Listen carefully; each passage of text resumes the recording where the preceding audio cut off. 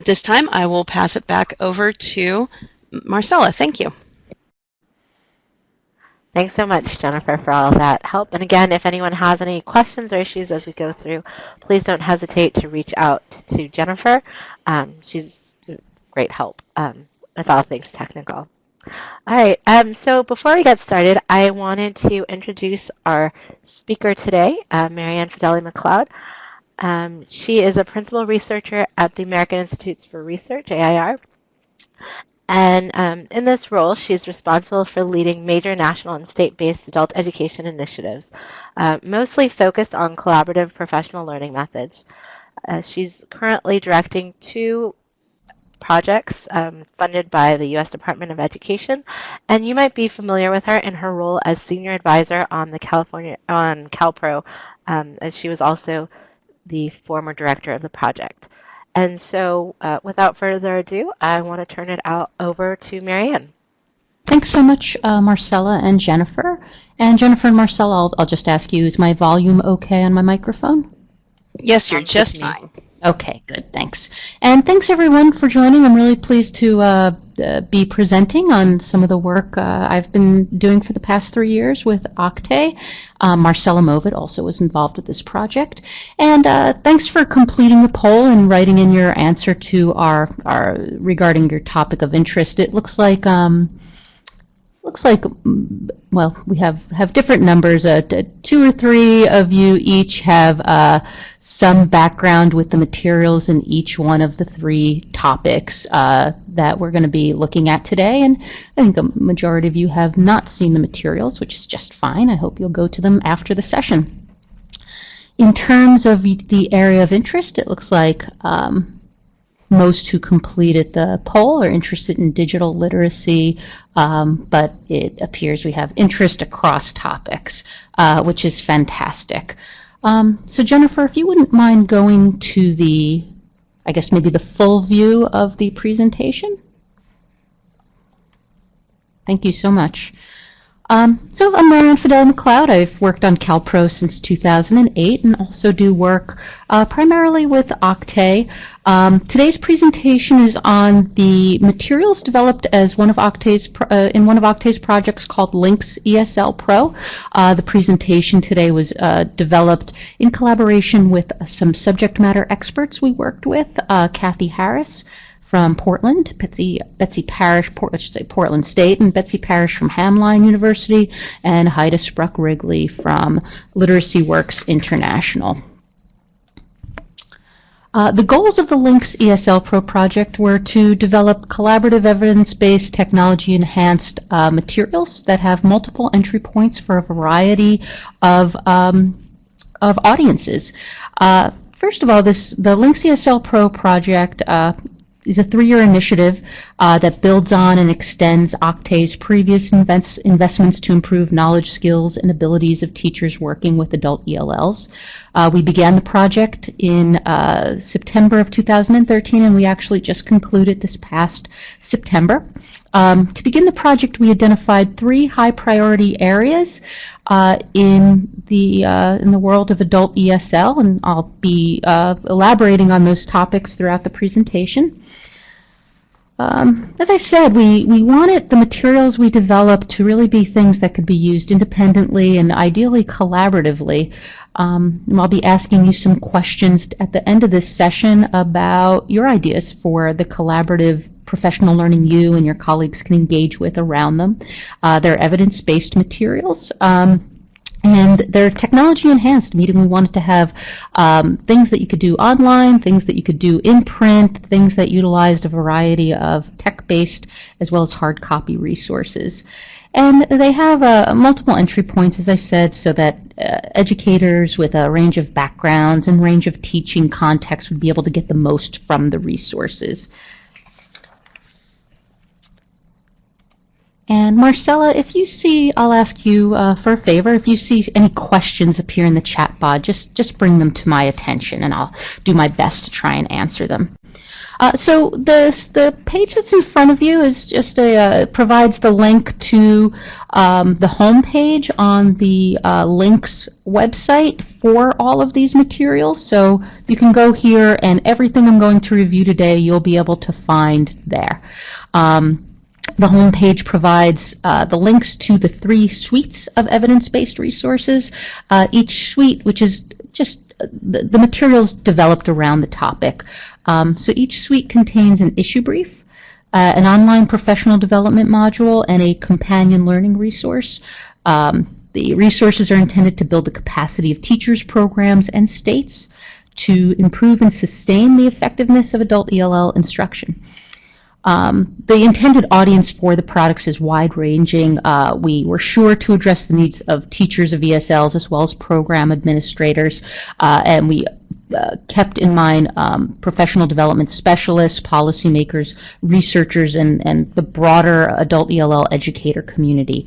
So we're hoping that there's something that, regardless of your work context, you can find valuable.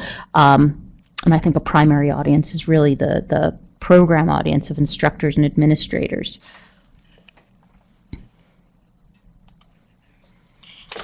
So in terms of our 3 topics, the first is meeting the language needs of today's English language learners.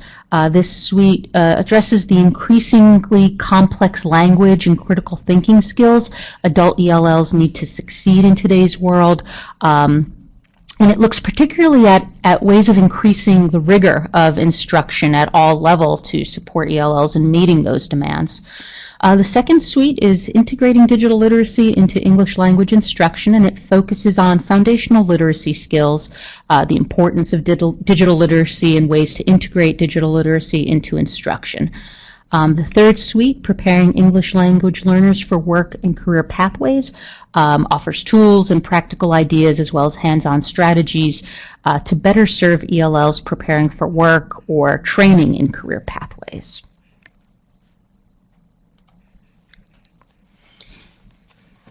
In each one of the suites, you'll find 3 main materials. An issue brief, which presents a broad overview and evidence base of the topic.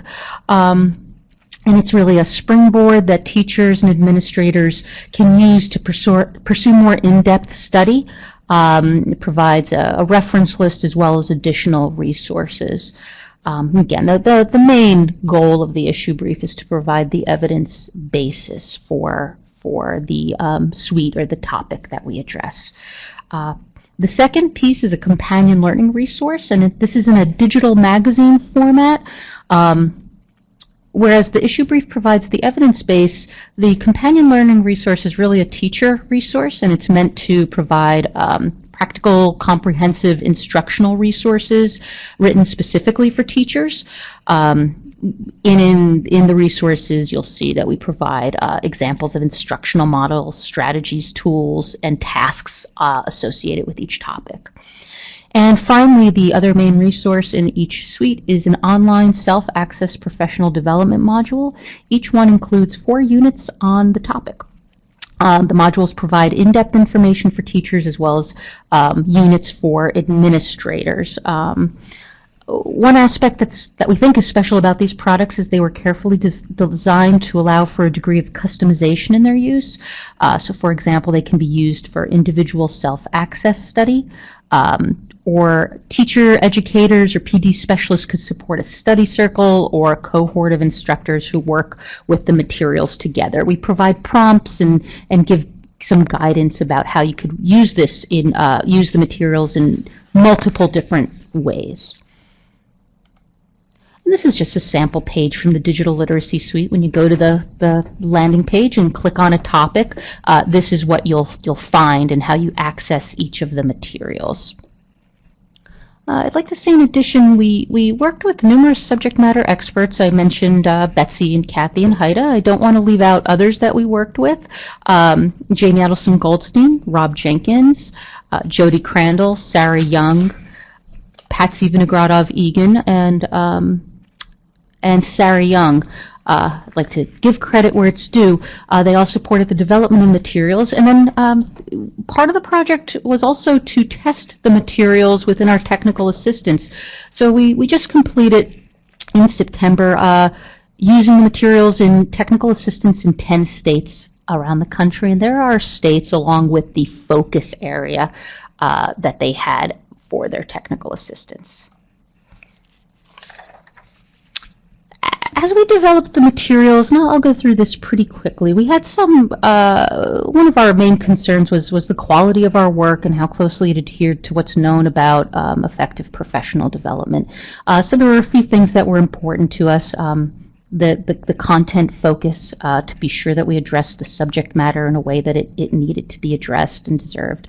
That things were technology enhanced, so that there's multiple ways of accessing the materials, that they encourage active learning among the teachers or participants and users of the materials, so you're not just reading, you're doing.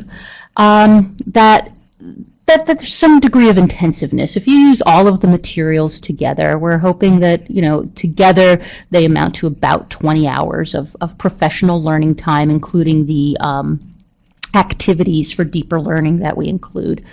That they encourage collective participation and collaboration with colleagues, that they're easily adaptable to different contexts, and that they're consistent with what's known about high quality education. Again, I won't read this to you. These were the principles that guided our work, and it's presented as a series of statements of what we were going from to what we were going to, and I'll just let you look at this for a few seconds.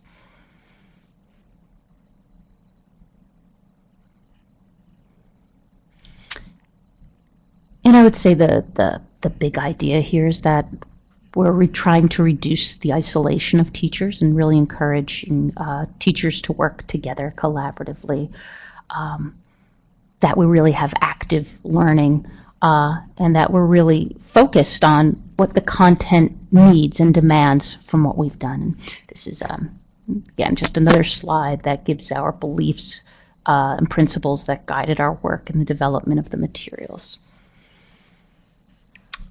And since there's a lot to cover and not that much time, I'll go ahead.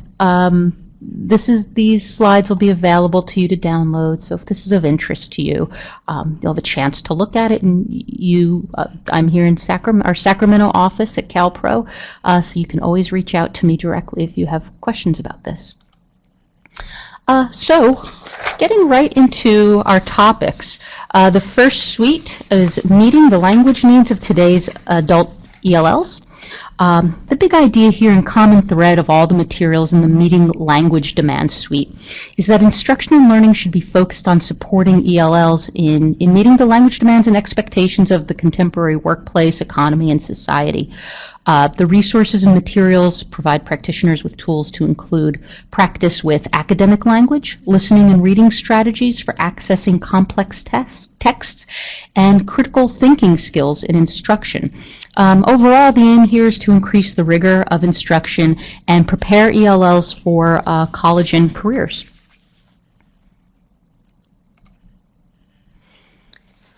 The issue brief explains and really makes the case for the need for rigorous language instruction and literacy skills. When you go to it, it cites specific elements that research has shown to be critical for adult ELLs to have full access to academic and work opportunities, and it presents the shift to a greater focus on career and academic readiness in ESL instruction and adult education in general, especially as set out in the workforce investment and opportunity, which of course is the main legislative lever for our work. This is just a pull-out slide to give you an example of what you'll see when you go into the brief itself. We didn't want it to be just academic for the sake of academic, but to be really sort of applicable to the work of instructors and practitioners. So what we tried to do throughout the brief is, as we cite research and share what evidence says about increasing the rigor of ESL instruction, we really try to accompany that with specific strategies and examples. So a way of making the research and evidence sort of relevant and immediately applicable to your instruction. So this is just an example of that, a citation accompanied by a graph that gives strategies for how you use that evidence-based approach in the classroom. Okay. The professional development module, as I said, there's 4 units in each module, an introduction, and that presents the topic and the main issues surrounding that topic, and then 3 units for deeper learning. So Unit 1 in the increasing rigor of adult English language, ELA is the term used in WIOA, English language acquisition. I think more commonly we would just say ESL instruction. So we're focused on ESL instruction and instruction for adult English language learners, to be clear. So this unit gives background and overview relevant to teachers and administrators.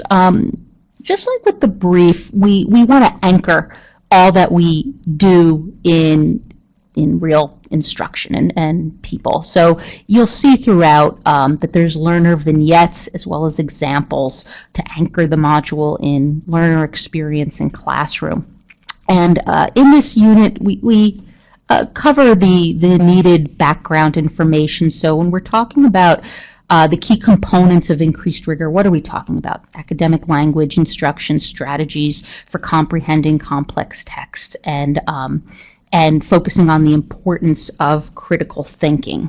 And each one of those 3 things, in academic language strategies for comprehending complex texts and critical thinking, are each addressed in the follow-up units. So on to Unit 2, which is where we get into one of those topics. So this unit focuses on the academic and professional language that adult ELLs need for engaging in academic and professional conversations and texts appropriately, accessing and understanding more complex written and oral texts at work and school, recognizing the conventions of formal academic or professional English in any type of class and at any level. We did try and make this relevant whether you're teaching low literacy ESL or high level ESL.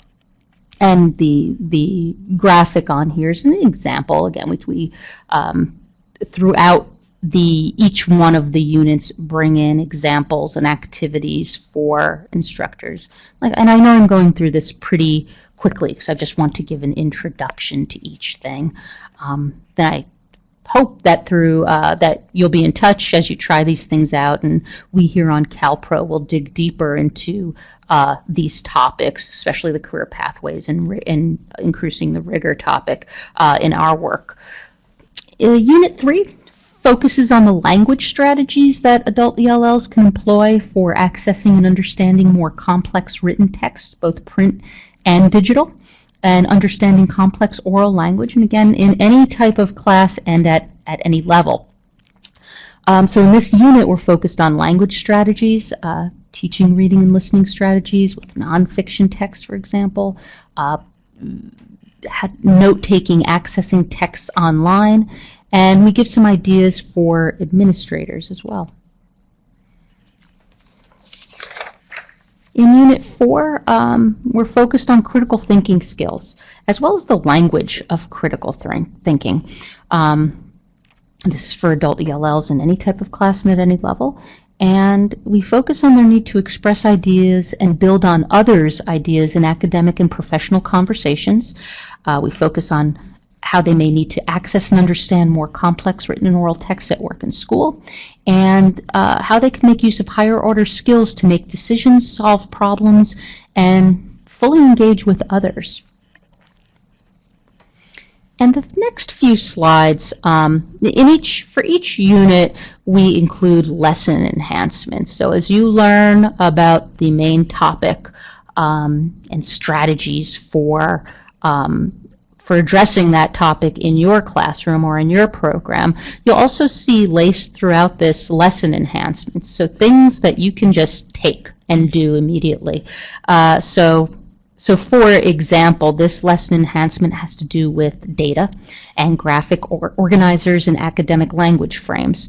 And the following slides show a scaffolded progression that you can use in multiple lessons for building understanding of how to teach the language of data and those skills around data. So here's a really simple one-question interview example that, again, you can take and do with your class. And maybe I'll just stay on that for a second. So, right, the questions are: how often do you use a computer? How often do you read a newspaper? How often do you read a book? And then you have your students have a few answers. You can, if you have a classroom, you can have students do a project-based learning activity where they gather the data from their classmates. And so 5 people said they use a computer every day. 2 said every week. 4 said never. And that creates a source of data for your students. In this slide, where do you go from there once you have that data? You teach the language to talk about the data. So here are language frames to talk about data once you have it collected. Just language prompts. Most people blank. So more people use a computer every day than never at all. From here, you can take that same data and create a draft. Now that you know something about the use of computers in your classroom, you can work with your students to put it into a graphic format. And again, another activity to build on this lesson would be using paragraph frames to write about the data. Again, depending on the level of your students, creating prompts. But it's moving from collection of data and simple sentences and vocabulary to narrative writing around the same topic and around a relevant topic for for needs in the workplace and in contemporary society. So here's what we also do in addition to these activities is include an overview activity that has participants reflect on the skills taught through that series of lesson enhancements. So the one, what does the activity, what related skills are introduced? So through the one in question interview, some of the skills introduced are the collection of data, practicing numeracy skills, using and interpreting tally marks, interview and reporting to others. So for each one of those little activities that I went through that you could put into your lesson, here's the skill areas each addresses. Thanks, Catherine. This looks great, and I'm glad it does. We worked on this for, I think, 3 years, so we hope it looks good. I'm glad you think so. Finally, in each suite, you'll find a companion learning resource, and the resource is put together as a digital magazine, whereas the research brief presents the evidence basis. This companion learning resource is for teachers, and it's really focused on practical instructional resources and a focus on concepts in action. So we tried not to include a lot of abstraction here. It's things you can do as a teacher, and we had teachers contribute to the writing of each one of these briefs. In the companion learning resource, you'll find examples of approaches, strategies, lesson ideas that will lead you to more engaging, rigorous, and effective ESL instruction. And you'll find a lot of links to websites, videos, audio files, etc., to learn more and do more. The digital magazine can be accessed as an electronic document, or you could print it. And if you're using it electronically, you can use the table of contents to click through the document. It's really cool. This was a new format for Octave and for us, so I'm really hoping that you'll, from here, go and give it a try and share it with your colleagues and let us know what you think about it. So I'm going to go, in the interest of time, go on.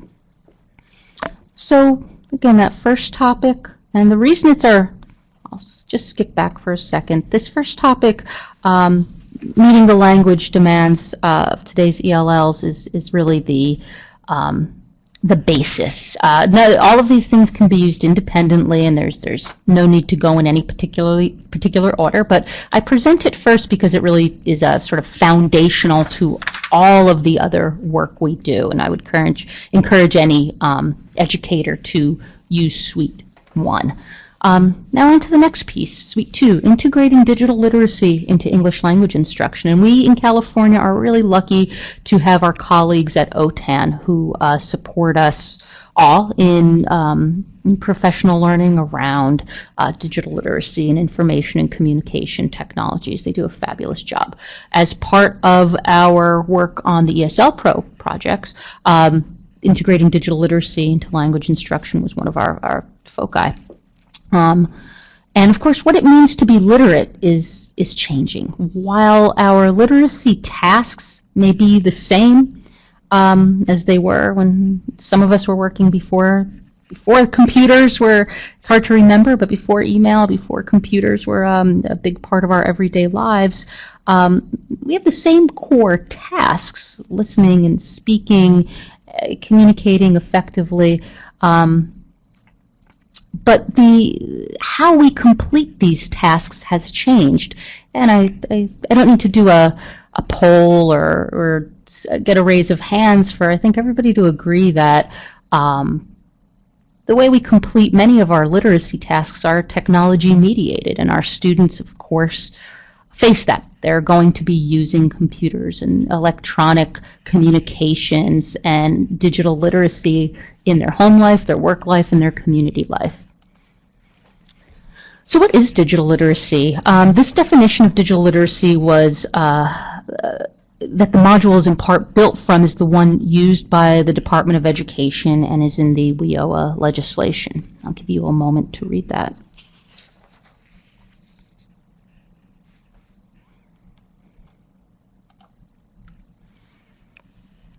Again, for the Digital Literacy Suite, you're going to find the same three core materials: an issue brief, professional development module, and a companion learning resource. In the issue brief, the brief highlights research-based ways to integrate technology, extend learning opportunities through technology, and increase digital literacy in English language learning environments.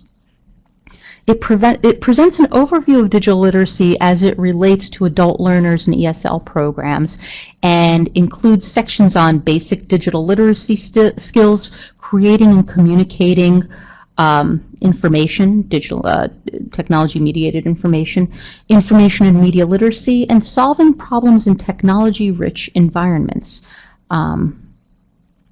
We had teachers as our main audience here, and we have a special section for administrators in this brief.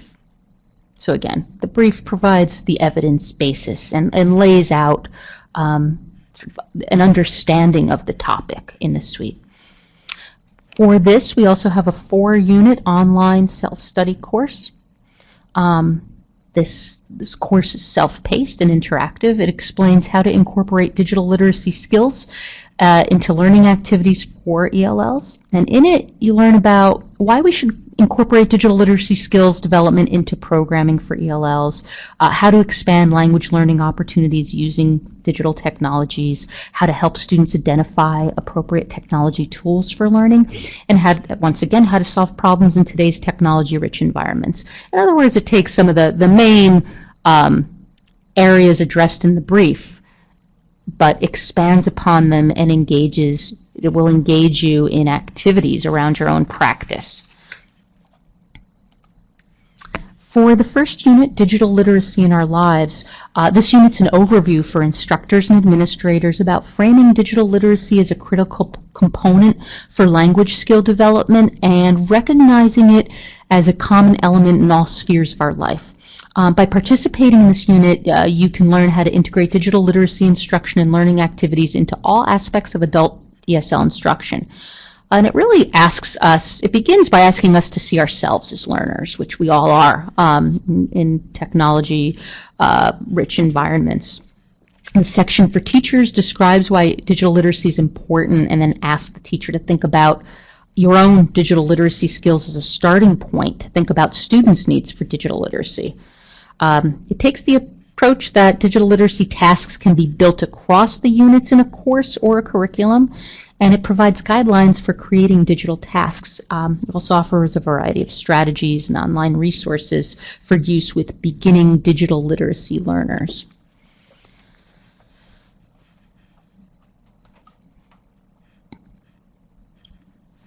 This is also from Unit 1. We do have a section just for administrators, and our take on this for administrators is the section addresses the same main topic areas, but looks at the role of the administrator in creating conditions for supporting digital literacy and instruction. And in fact, in each one of our topics, we were very, very carefully considered what administrators uniquely need and ways to support them. So you should see something for administrators in each one of the materials that I'm going to go through today. Unit 2, Information and Communication Technologies for Language Learning. This unit focuses on the ways that information and communication technologies can be used to enhance language learning. It's focused on students, and the unit offers 5 sections that describe how to build digital literacy into the 5 language acquisition skills: listening, speaking, reading, writing, and vocabulary. It offers examples of how information and communication technologies can both enhance second language learning while also building digital literacy skills. In addition to examples in each skill area, the unit offers supporting resources and an activity in which you, the participant, is asked to design an activity to accompany an existing lesson or unit and to describe how this type of activity can be integrated across the course.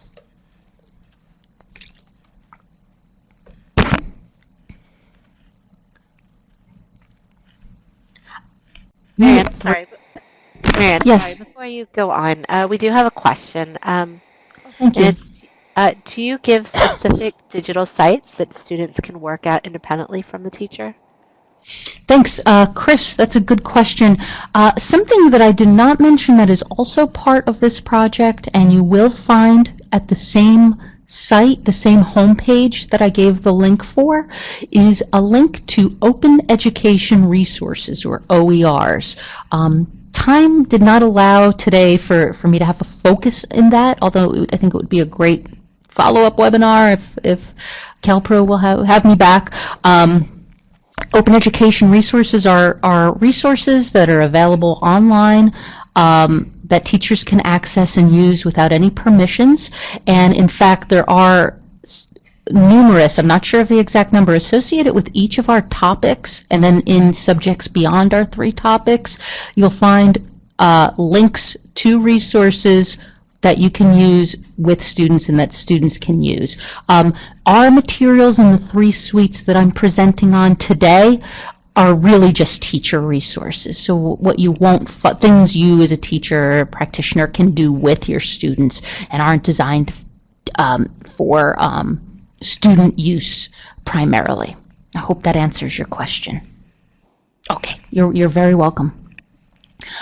In Unit 3, we focus on the process for searching and analyzing and assessing information online and ways to help students learn these skills. There are exploration activities in which the teacher visits different websites that have resources for each letter in the process. So what is that process of searching for and analyzing and evaluating and reading critically the online resources? S, we set a purpose for searching, so what are we looking for and why? E, we employ effective search strategies. Again, I don't have time to go into those, but in our unit on this topic, we'll describe that in full. A, we analyze search engine results. R, we read critically and synthesize information. C, we cite our source. H, we assess how successful was our search based on the other criteria. Again, for each one of these things, you'll get a lot of instruction about how to do it exactly. And Unlike the other units, this unit includes an exercise and exercises that ask teachers to design an activity that can be integrated across units and provides examples to illustrate tasks at different levels and different types of units and an approach to incorporating an internet search activity across the curriculum. So here's, just an example from the course where if you have lower level ESL students, intermediate level, or advanced level, here are some scaffolding activities that you can do with your classroom. Unit 4, Solving Problems in Technology-Rich Environments. Unit 4 is focused on problem solving in technology-rich environments, how problem solving can be used in language teaching, and how to create problem-based learning as a way to integrate digital literacy into English language instruction. The unit uses several problems as examples to illustrate a 5-step process involved in problem solving, and I'll show that to you next. For teachers who are already bringing digital literacy into the classroom, this unit provides a way to integrate digital skills more deeply into instruction. Problem-based learning we feel is appropriate. Evidence cites is appropriate for adult English language learner acquisition because it promotes interaction among students, is relevant to students' lives and goals, leverages and builds background knowledge, builds collaborative skills, and promotes active, engaged learning.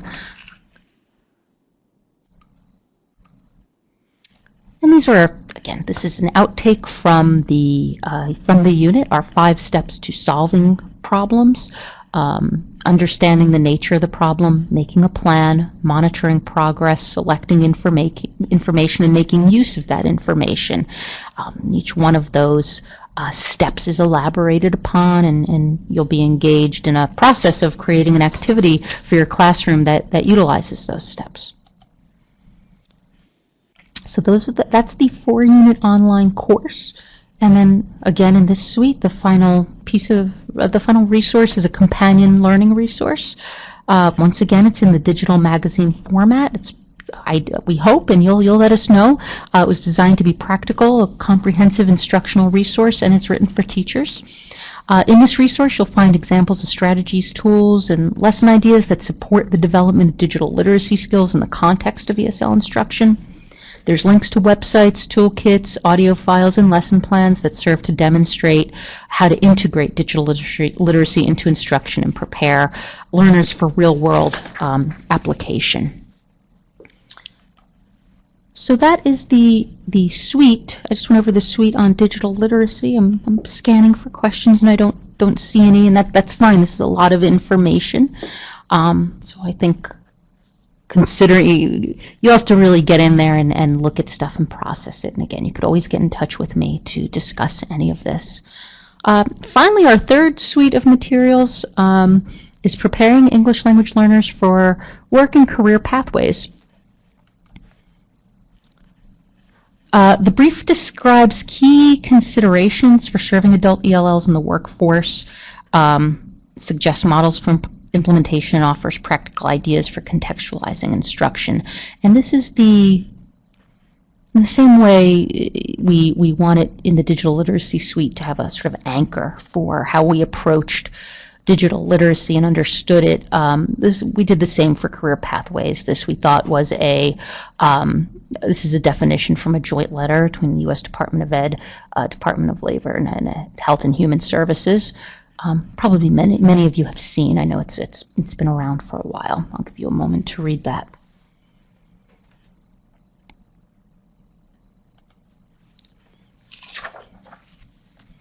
Again, the brief provides the evidence basis for the resources in the suite. It explains our rationale for this topic as a whole and our approach to it. It discusses significant differences in subgroups, or in groups of learners, illustrates models of career pathways, and highlights key instructional components in career pathways. And again, we have a 4-unit online professional development module. It offers approaches, models, and instructional practices for linking ELLs and immigrants who are not yet proficient in English to jobs and to careers and technical training. It really addresses what's meant by contextualizing English language ESL instruction to career pathways, which instructional strategies can help beginning ELLs to be successful, and how to apply all of what's learned to your own work, which is very important. And finally, we look at evaluating practice and assessing learner skills as our units. This module, like the others, but I think especially important, is designed to address multiple audiences. Since career pathways require collaboration between different stakeholders and regions and communities, we wanted to be sure that we addressed those groups as best as possible as well. So the multiple audience we thought about in designing this are PD professionals, those of you who are going to go back hopefully and share this with your colleagues, us here at CALPRO, administrators redesigning their program to address these new career pathway priorities, curriculum and materials developers, instructors and coordinators, advisors, navigators, life coaches, program developers designing work-based programs, and instructors teaching ELLs in technical classes. So it's a lot of different possible audiences, and you'll let us know if we did a good enough job in doing that. And with the challenge that the career pathways topic put to us, in addition to those key multiple audiences, are the multiple contexts that this type of work can take place in. So we tried to address these multiple contexts. Again, you'll let us know if we were successful. Some of those contexts are transition or bridge programs, work-based ESL programs, IBEST or integrated education and training programs, basic ESL programs that integrate workforce development skills, and ELL civics programs planning to link to career pathways. And those of you, assume that you're all involved with ESL instruction. As you endeavor to work more in the career pathways model, one of these models will you'll become familiar with and might form your work. So Unit 1 are key concepts and considerations. This unit takes on a few key questions through a series of short learning opportunities and activities about our key considerations. We think that by the end of the unit, you should be able to explain what is meant by contextualizing ESL to career pathways, list several characteristics of an adult ELL and their corresponding needs, career pathway needs. List 3 instructional strategies that help beginning ELLs to be successful in a contextualized program. Explain key concepts of connecting adult ELLs to career pathways in regional high-growth industries, and apply the ideas you've learned in different scenarios to your own work context. Again, it's sort of designed to sort of lay it all out and form the basis for the remaining units. This is from Unit 1, what is just an example, what is contextualized ELA. We use that term ELA because it's the term found in WIOA, but English language acquisition or ESL instruction. And so, for example, in this unit, you'll find problem-based scenarios that you may encounter as a part of your work. This particular activity engages you in a reflection. Here's where you can think about the scenario and jot down how you might handle the situation. Then we offer points to remember. So here's some key points regarding contextualization that you may not have thought about. Would be a follow-up to this. In our second unit of the module, you'll find information or ideas along a few major sections. The WIOA, workforce preparation and employability skills, career clusters and pathways, contextualized models, models for preparing ELLs for career pathways, problem-solving scenarios, and creating a vision for your program. In Unit 2, there's some guiding questions that help you get ready for the unit. For example, how will changes in WIOA affect my ESL program, and what can I do to create a top-quality program? We'll ask you to examine what the pros and cons of different pathway models are, and which model would be best for you at the program level. And how can we best deal with challenges related to collaboration with different entities? So all of these key questions are addressed in Unit 2. This and the following slides show examples of the types of resources and activities that we use to sort of illuminate the key learnings and engage you in considering them for your own work.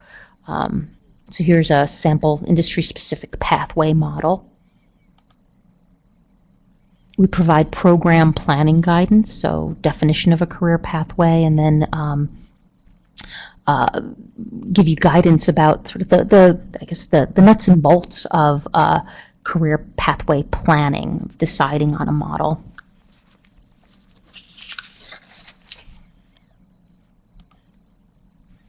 And again, this is just an example of additional program planning guidance. We have audio to accompany much of the text, as well as interactive activities, which I know you're not getting a sense of through this presentation, but there's numerous activities embedded that you can do collaboratively, and it's especially important in the career pathways module to work collaboratively or independently.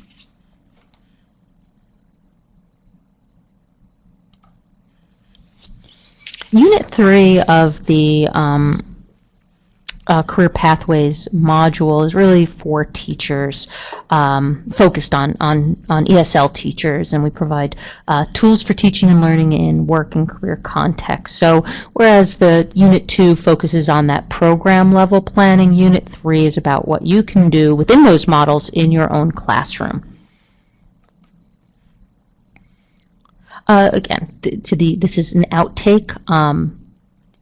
When you're working with students in a career pathway model, it points to specific classroom strategies and activities you can do. Each one of these things is elaborated upon. It gives examples of student projects associated with different types of learning models.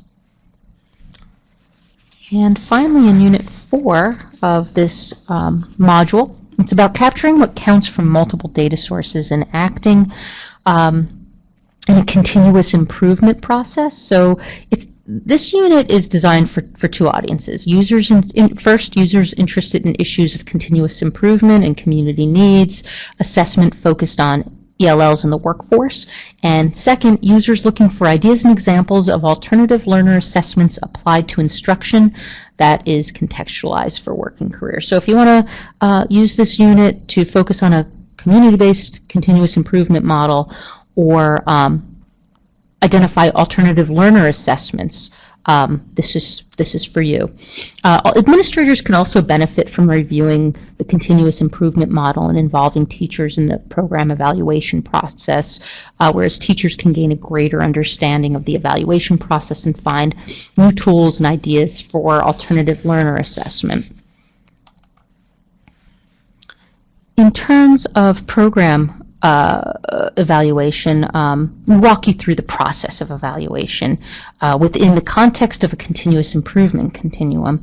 For example, the key questions on this slide, which is an outtake from the unit, are the kinds of questions that you would want to ask to evaluate your own program within this, with an eye towards improvement.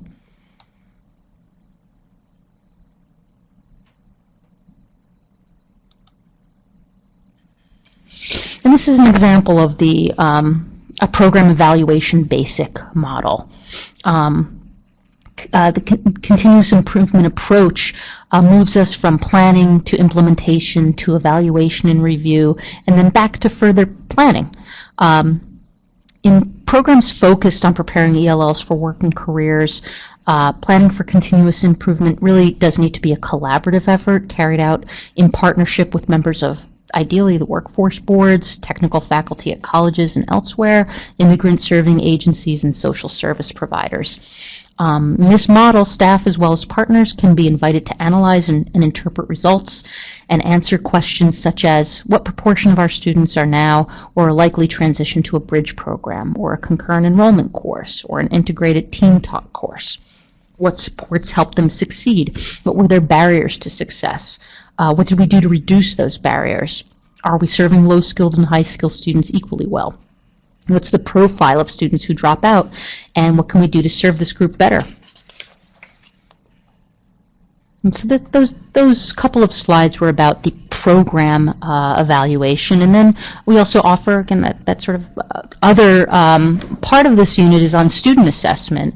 And this is a sample student self-assessment. So once you have your learners in your course, a career with a industry-specific career pathway, creating a self-assessment for them on some of those workplace skills that you could then establish learning goals around and have them really reflect on their own learning process and needs.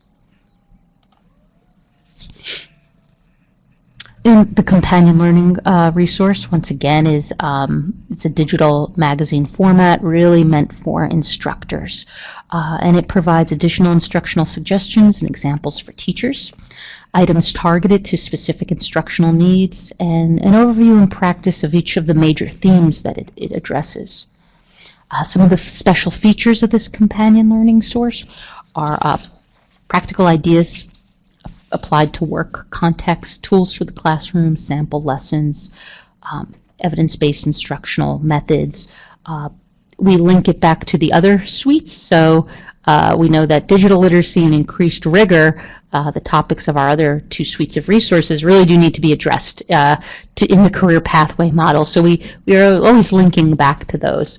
We hear voices from the field, so you'll find audio files from practitioners and relevant studies and other resources cited. So I'm not seeing any, I know this is a lot, but since I'm not seeing any specific questions about any of this, I will go forward. I probably should have done a more distinct header on this because I'm shifting gears now with this slide.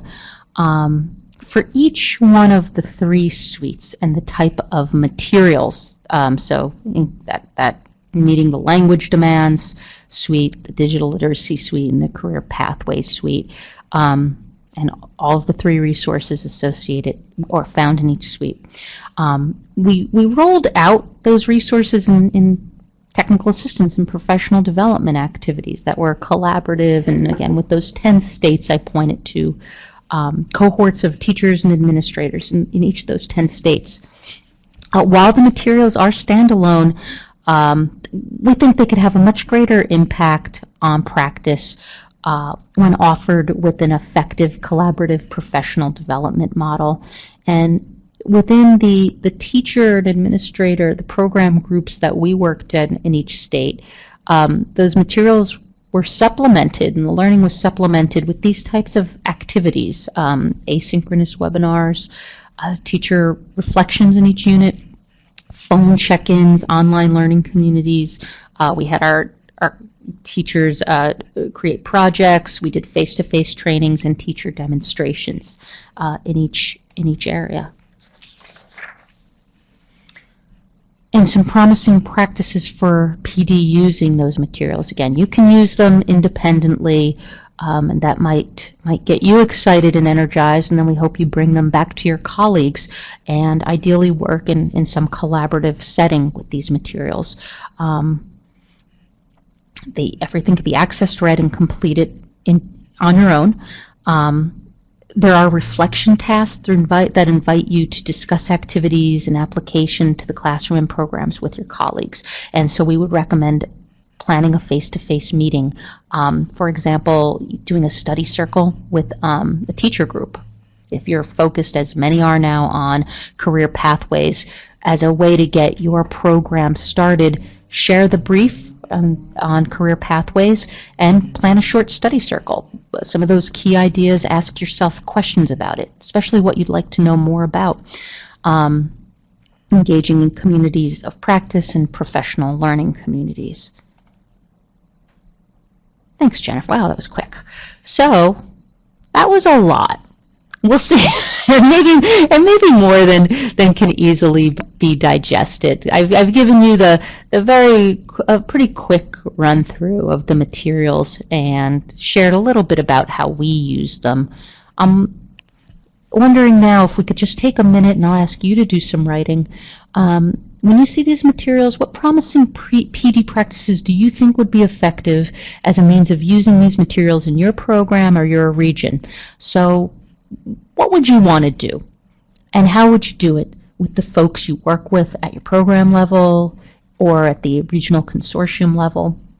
You can suggest things for CalPro to do, and we'd be happy to look into that. So I'll try and be quiet for a moment and let you guys write.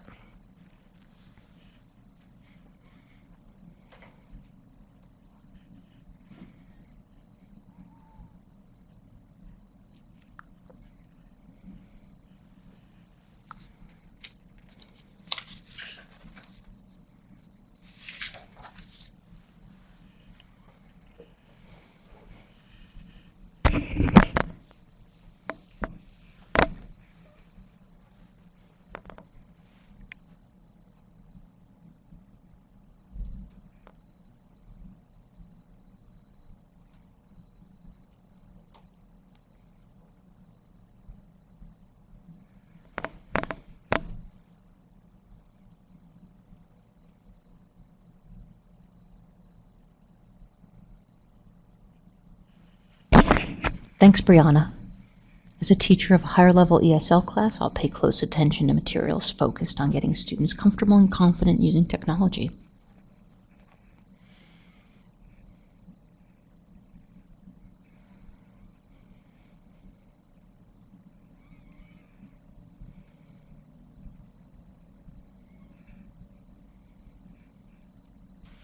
Just one more minute. I see many of you are typing right now. Forgive me in advance if I've said your name wrong.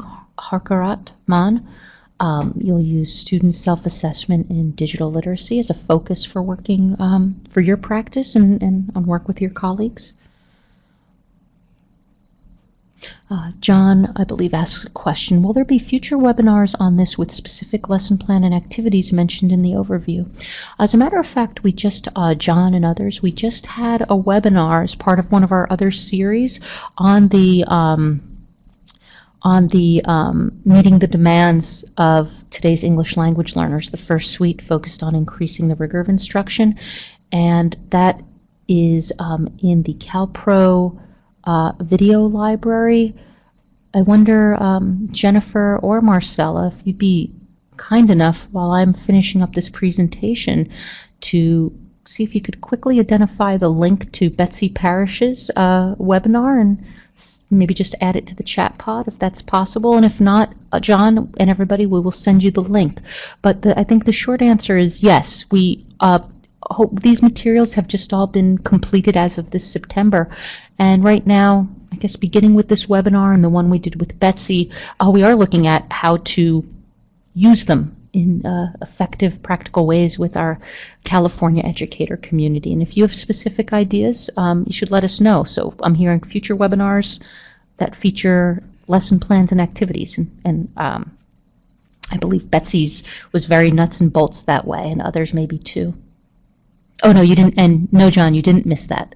I don't think I've mentioned it before. You might have missed the invite to Betsy's webinar. Leaf writes, forming a study circle among ESL colleagues around one of these suites. That would be fantastic, and we'd love to hear from you, Leaf, if you pursue that. Catherine writes, these materials seem to answer and address many of the needs of adult ESL programs. I would think most of the teachers in our program would benefit. Thanks, Catherine. I hope so, and we hope so. And you will let us know if they do help. Ruben writes, assessment in digital literacy for my students. I saw that there was a lot of interest in that. Alexandra writes, face-to-face PD is most helpful for me in integrating materials with actual teaching and WIOA goals. We'll check out the online suites. I work with beginning ELLs. Very challenging. Yes, very challenging. We hope the materials adequately address the needs of beginning ELLs. Harkarat writes, create ECOPs. Yes, and our friends at OTAN are really effective at supporting our community and our California educator community in doing that. Let's see. Catherine writes again. Oh, thanks. Marcella did add the link to Betsy Parrish's presentation. So thank you so much, Marcella. Catherine Moody writes, it appears teachers could access the materials on their own, but as others have mentioned, a study circle would increase benefit. Agreed. Teresa Bautista, I can initiate collaborative work with all ESL beginning low teachers. We would love if you did that, and love to hear from you when you do it. And Ruben, great. I'm very pleased that you found this useful. I'm sorry if I... Amy Knoll writes, a challenge in my case for using these materials is time, always. It will take time to digest the materials, yes. Develop plans to implement the ideas and practices, and ideally get time with others to draw in colleagues and partners. Yes, that is it is always a challenge, finding the time to do that. I think I would suggest, Amy, starting with the brief, the evidence brief. I think each one of them is just a few pages long, and if it seems like, and it addresses sort of the main theme of each one of the suites, and I think that would be a good way to get started, and you could share it with your colleagues, and sort of a low barrier to engagement with it is what we hoped. So it would really just take maybe a half hour to read. Okay, and you're welcome, Teresa. I hope it was informative. I didn't catch, Diana, you wrote, I didn't catch the link for how we see the materials. Thank you, and Marcella right below that got to it, so thank you. I think because we are pretty much out of time, I'll go to my last question, and I'm sorry if you were writing, and I'm sorry I cut you off. I do have one more question for you, for anybody who wants to hang on for another minute. What questions do you have that would help you better understand how to engage your colleagues with these materials? And I'll give you a moment to write. Do you have any questions for me, for us, even if we can't answer them now, for us to consider?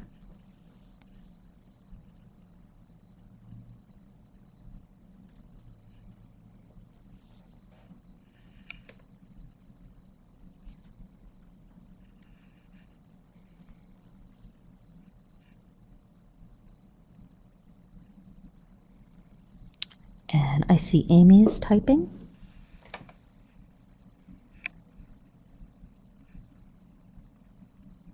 And Brianna, you asked, how will I get a copy of this PowerPoint? Jennifer, I believe, I could be wrong, that we are going to have a link or to the materials. Yes, we'll make the slides available at the end of this webinar. Thank you. Amy Knoll writes, your response to start with the briefs in part answers my question. Okay, good. And I don't see anybody else typing, so I won't belabor the point. I think there's a lot to, it took us a long time to create these materials, so I wouldn't expect you to, as a result of this 1 hour webinar, be expert on them or any of the topics. So I really do invite you and hope that you'll get in there and look at these pieces and let us know how we can help. And you're welcome, Harakat, and thanks to everyone for being a part of this. I really enjoyed sharing the work. And so Marcella and or Jennifer, I hand it to you. Thanks, Marianne. That was a wonderful presentation, and I hope that everyone will go to the website links.ed.gov/programs/ESLPro to look at all of the materials that Marianne discussed today. At the bottom of the page, you'll see that once the meeting closes, you will be automatically directed to the online evaluation form. It is necessary that you complete that evaluation form if you would like to receive a certificate for today's recognition of participation in the webinar. And you'll see there as well, Jennifer just put up for us the link. You can click on there to get the file for today's webinar presentation. So thank you again to all of you for participating in today's webinar, and we hope that you'll join us for the next webinar in our series.